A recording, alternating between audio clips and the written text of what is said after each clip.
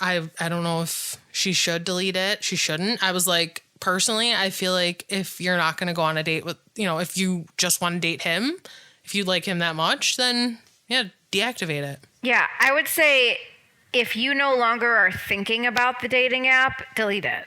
But if you're still like, I wonder who's on there, well, he's probably not that impressive, is he?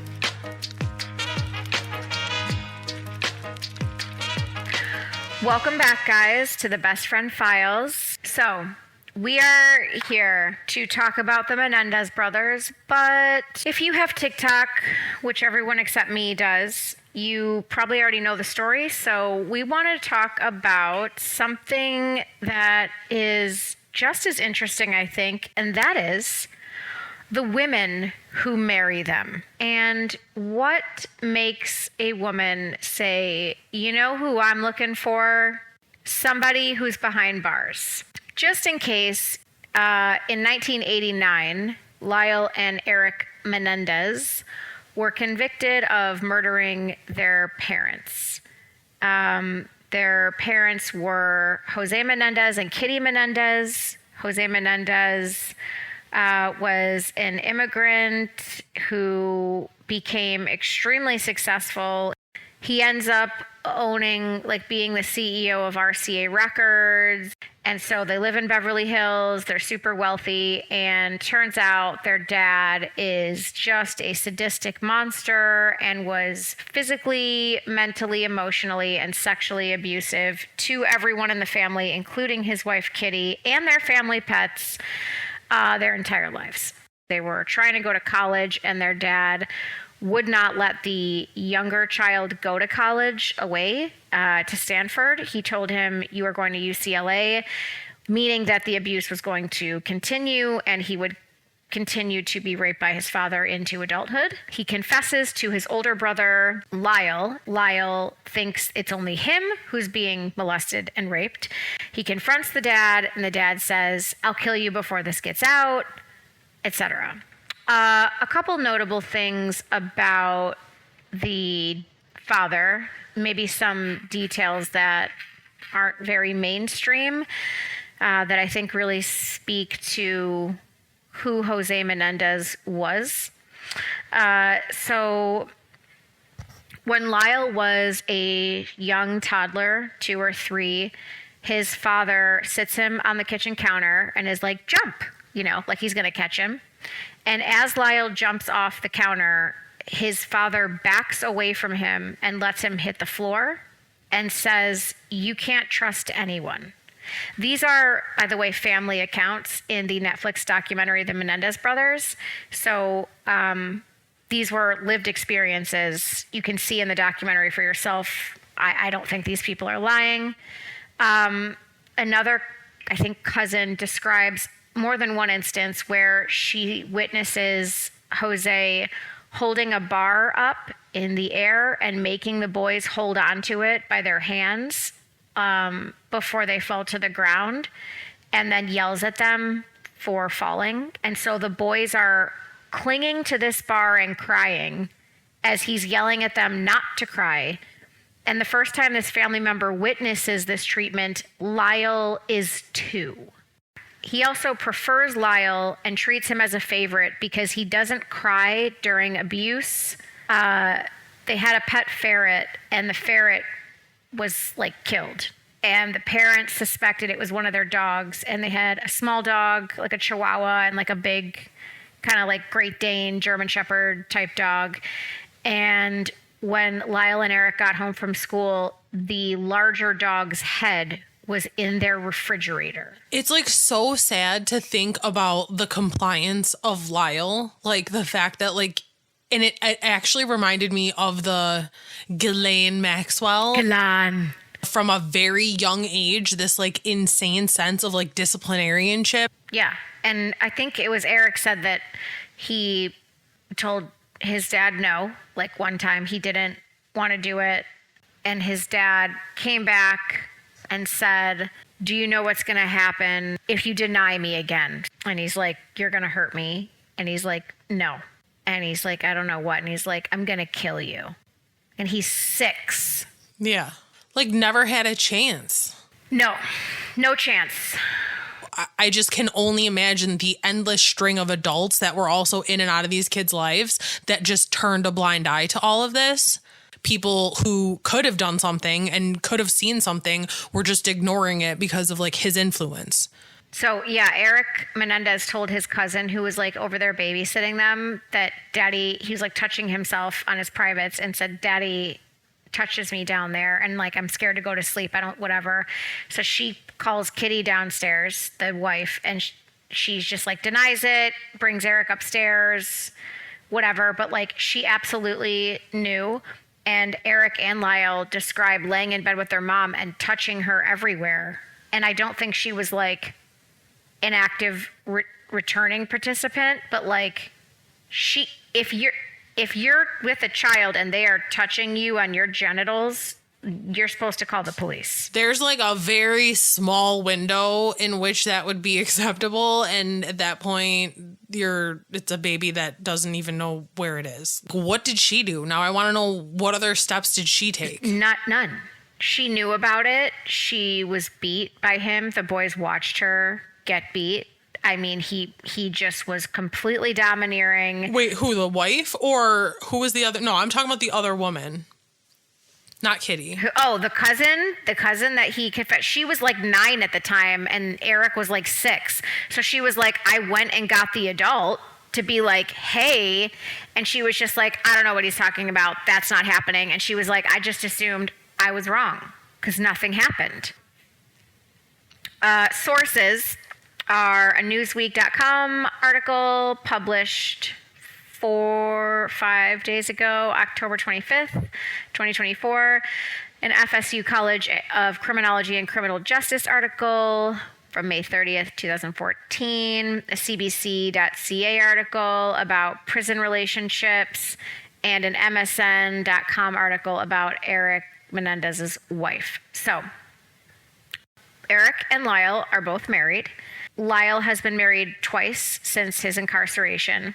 Tammy has a daughter named Talia Menendez, who she had with Chuck Sakoman. When they were married, when she's married to Chuck in 1993, she sees the Menendez trial. She gets permission from Chuck to write Eric a letter because she felt sympathetic to his situation. After Eric's convicted, he invites Tammy to visit him in prison in August of the following year. I wrote this as a note. This girl is gorgeous. You're like, oh my God, this dude has just bagged, like, as you would say, a goddess. And she visits him for 6 months, and then in 98, he proposes. She feels it's too soon, but she of course says yes, and they're married June 12th, 99. Lyle met Anna Erickson, the former model, who he declared his love for in the 2020 interview with Barbara Walters. She, like Tammy, saw the trial, wrote a letter, develops into a relationship. In 94, she moves to LA to be closer to him in prison. They get the permission, they get married. In 2001, so 7 years later, she finds out that Lyle is unfaithful with another pen pal. They divorce, and she says she divorces him because even though he asked her to work it out, he told her that she shouldn't put up with stuff like that. And so because of him, she is now strong enough to divorce him, which I thought was poignant. In 2003, he marries Rebecca Sneed, who is an attorney. So these women are not like nobodies, you know. They are like, as a woman, obviously you're recognized and have some sort of power just from being beautiful. And if you're an attorney, I mean, actualized legal power. And they're all about the Menendez brothers. So Lyle says of his relationship with Rebecca in People magazine, quote, our interaction tends to be very free of distractions, and we probably have more intimate conversations than most married spouses do who are distracted by life's events. There's an article here about conjugal visits. So in 1995, 17 states offered some form of what's it's under the blanket of what's called extended visitation programs. But today, only 3 are: Washington, New York, and California. Well, also, though, but I feel like New York and California, that's got to be a bulk of the people that are incarcerated anyways. A lot of the legislation around like getting rid of these conjugal visits is because of the rate of pregnancy. It's like basically more expensive if you let somebody get pregnant while the father's incarcerated for the state. It's also not extended to all types of prisoners. And so, of course, Lyle and Eric, because they've committed violent crimes, are not allowed to have conjugal visits. I think that they have only kissed their wives like at their marriage and then hello and goodbye for special circumstance visits. But that's it. That's like where the line begins to like toe for me. How bad of a crime should someone commit that they basically are not allowed to have children? Because that's really what you're like, depending on the time in the person's life, especially for women. It's like, okay, I get it that maybe you held someone up at knife point and robbed them, but you didn't kill anybody and whatever. I don't know if that should equal that for your entire span of being fertile, you should not be allowed to have a child. Intimate human connections, like just to keep a person healthy, but then also if you're actually trying to quote unquote rehabilitate someone gone wrong, their main thing that they do is like put you alone in a cell. Yeah, they should allow it, like just period. It's not healthy for people to not be around other people, and to take away the potential for intimacy is just like, it creates healing in and of itself. So they're like, what's going to help you? Isolation. Yeah. In a room completely alone with a fluorescent light that never goes off. Tammy published a book about her and Eric's marriage called They Said We'd Never Make It, My Life with Eric Menendez. And in it, she says, quote, "Everybody questions me, is she crazy? Is she nuts?" Tammy acknowledged, referring to how the public's perception of her, quote, "It troubles me, but I do know the person that Eric is, and I know his heart, I know his soul, and I do know what happened that night, and I do understand. I believe that within everybody put in certain circumstances, you will, be able to kill someone. I do believe that Eric is a very good person." So if he's released, Eric plans to move to Las Vegas to live with Tammy. So a little bit of backstory on Tammy. We know Chuck gave her the permission to reach out to Eric. She also had a teenage daughter from her previous relationship when she married Chuck. In 1996, she discovers that her husband has been sexually abusing her teenage daughter starting when she was 15. He turns himself into the police, and 2 days after confessing, he dies by suicide. And at that time, their daughter, Talia, was 9 months old. So his death and the revelation of him abusing her teenage daughter has a profound impact on her. And in her grief and turmoil, after she had already reached out to Eric, she reaches out to him for consoling. And she says, "I reached out to Eric. He comforted me. Our letters started taking on a more serious tone."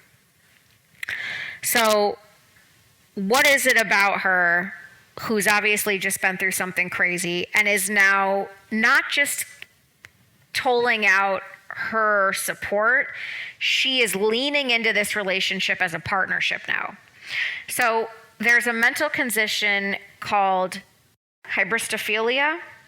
And it's when someone, most always a woman, is obsessively attracted to, parentheses, gets intense sexual arousal from, end parentheses, a man who's committed notorious crimes. The more heinous the crime, the more likely an inmate is to receive fan mail and marriage proposals from women. Megan Comfort is a sociologist in We Love Her, and she interviewed dozens of women who are involved with or married to inmates. And here's her findings. Contrary to what we think we know, that they were attracted to the, quote, bad boy, not attracted to the thrill of risky choices, but rather quite the opposite. The women she interviewed were attracted to what we would consider these men's feminine qualities. The men were thoughtful and communicative.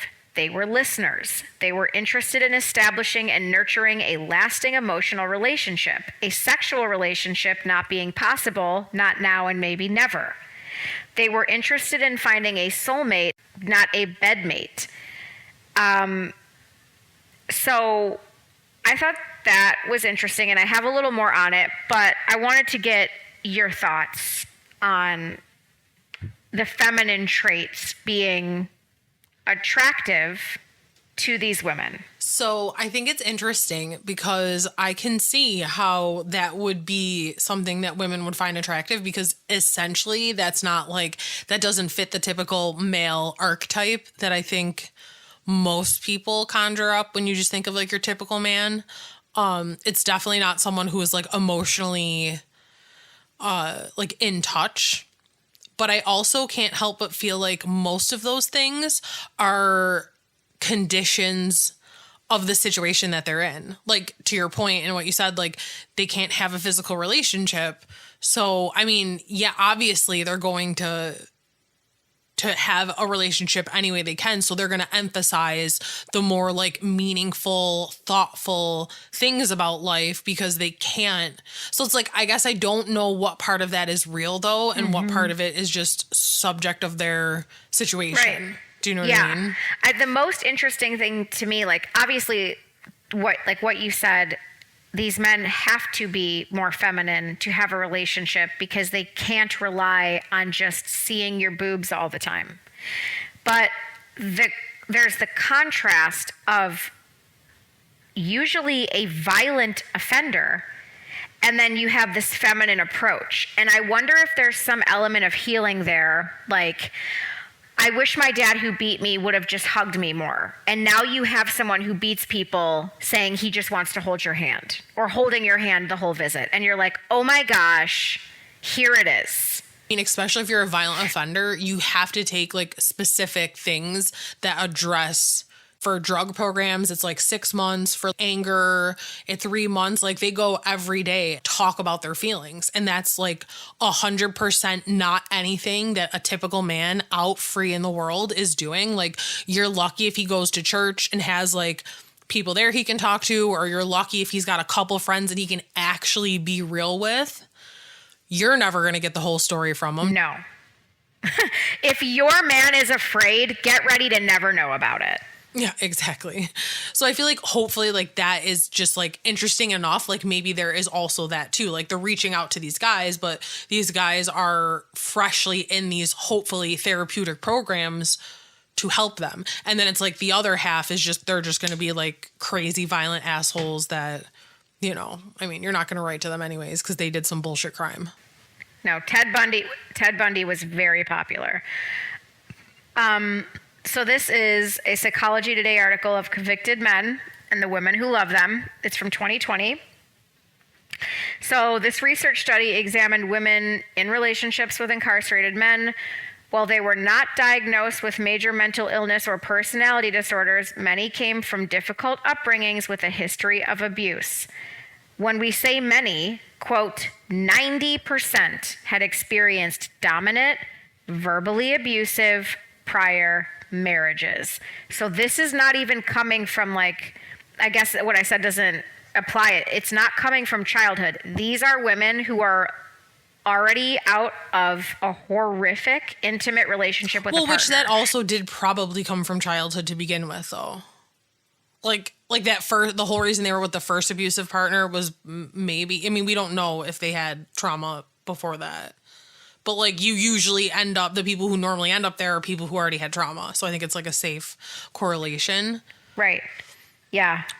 You're so right. But also that makes me think, like, what if it's the opposite then? So what if instead of it being, like, you know how, like, people, I don't know, billion different types of people have, like, a defense mechanism of, like, going specifically for emotionally unavailable people because then they don't have to be in a deep emotional relationship. I mean, we all have friends that continuously go for the emotionally unavailable people.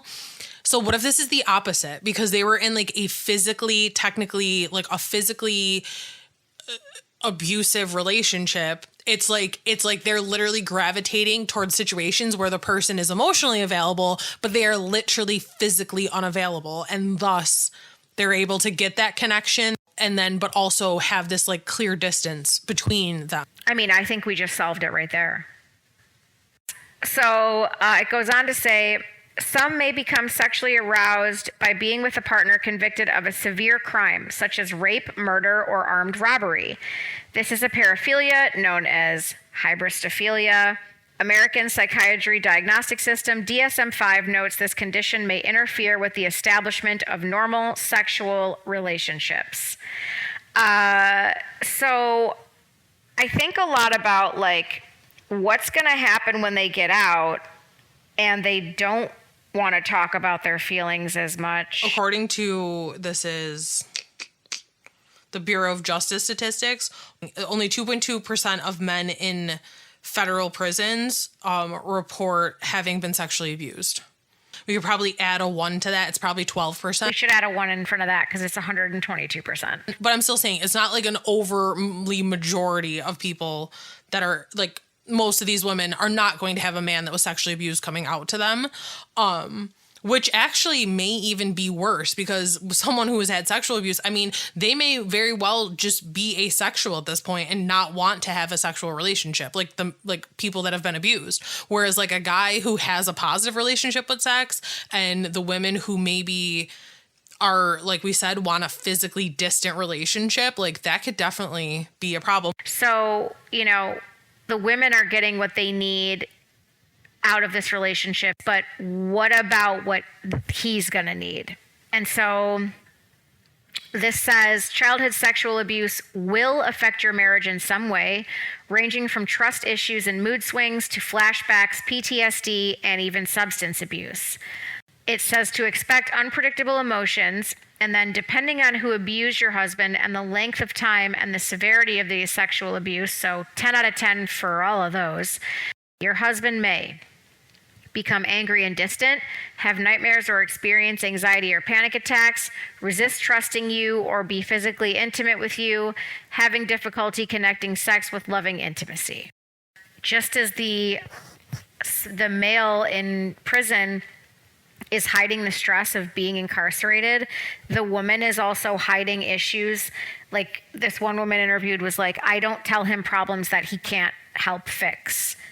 Like if the screen door isn't shutting right, she doesn't bring it up because it's going to drive him crazy that he can't fix it. And so like once he's out, your expectations of him are going to change. You're not going to just want him to tell you about his feelings all day. You're going to want him to get a job, fix the screen door, and use his overpowering man voice to be like, leave her alone, children. She's taking a bath. And so, like, how much of that's going to conflict or come with side effects that you're like, oh no, like, I don't want you to be aggressive. I just want you to help me parent. And it's like, well, part of the male role of parenting is like, you get away with a lot more stuff with your mom. Also, the fact that Tammy had the very unfortunate surprise of finding out her daughter's being abused by this man that she loves and is expecting to care for them. Now, this new daughter calls him dad, like he's basically raised her through prison. She posts about him on her Instagram, all of that.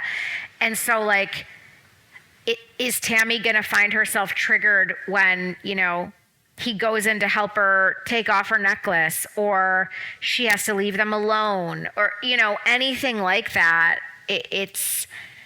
I just think, you know, it's a whole nother transition, and I really hope that they make it. And I hope that, you know, this also provides like, yes, there's attraction to this, but the attraction comes from a place that makes sense. Like these are women who are like, well, I want love, but I truly don't feel like I can trust a man to not throw me through a window. And so, yeah. This is from a biography.com article. This is the boys' former swim coach. Quote, it seemed like Jose was so competitive, he was doing everything he could to try to make Eric better. But he was so completely overbearing, it had the opposite effect. Eric had so much less self-confidence because everything he did was never good enough. That sucks. Oh, also, Dr. Jerome Oziel was the kid's like psychiatrist that their dad asked them to go to because they got caught burglarizing and taking money from people's houses with their friends, like breaking in and just taking jewelry and stuff. Jose went around to all the parents, personally apologized, and wrote them a check on the spot to replace whatever was missing, and then had them go to a psychiatrist. But the psychiatrist was willing to break ethics of confidentiality laws, and Jose told him he could only have his son as a client if he told him everything his son talked about. And that's who Eric confessed to about the murders, which is why Lyle was like, are you kidding me? Lyle also, when he enrolled in Princeton, was suspended for a year for plagiarism.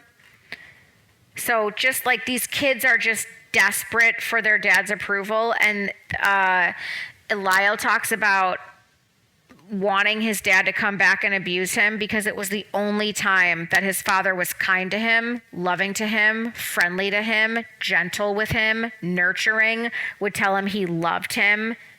So he was looking forward to getting abused and literally bleeding from it because it was the only time his dad was nice to him, which is like, what in the fuck? That is like, again, that's the Ghislaine. I wanted to say Giselle. that's the same as the Ghislaine thing. Just remember when she said her dad was nice to her because he let her choose what was it? What she got beat with. He lets me choose what I get beat with. And it's like, it's awful. It's so sad. I am so grateful for the childhood that I had. Oh, John, Sharon, if you're listening, even though I know you're not, shout out. Shout out Big John and Share Dog. I think that's all I have. Yeah, that's all I have. I think I'm excited to see what's going to happen with this resentencing. I'm pissed, and I hope they expedite as quick as possible because these guys have certainly served their time. Yes. For being abused. And it'll be interesting to see how their relationships fare. I wish them all the best of luck. Tammy, Rebecca, start reading those books from your therapist now. And, just one day at a time. Because it is a tough road ahead. We'd love to have you for an interview. So I would love to talk to these women. If we could get an interview, if you want to book an interview with a Little Unknown podcast, you call us up. bestfriendfiles@gmail.com. Do you want to talk to a couple nobodies who cannot financially incentivize you? We're here and we're ready. Yeah, well, I think another great informative episode of the Best Friend Files is in the books. So we will probably cover this again once we find out what is happening with their resentencing. If you are in a relationship with an inmate, please tell us about it. Please. We are so interested. We'd love to hear. Yeah. Right on in. bestfriendfilespodcast@gmail.com. Yeah. And if you were ever an inmate who was in a relationship, we want to hear about that. And if you are a aggressive hybristophilia, stop helping that guy bury bodies, okay? Because you're going to end up doing like 10 plus. It's not cute. Don't do it. It's not cute. Not cute at all. Girl, don't do it. I think we need a closing. We need something that we say every time at the end. But it just feels like so forced to me. It's like hard to think of it ahead of time. Yeah. No, I feel you. All right. Well, we're done here. So, bye. Bye.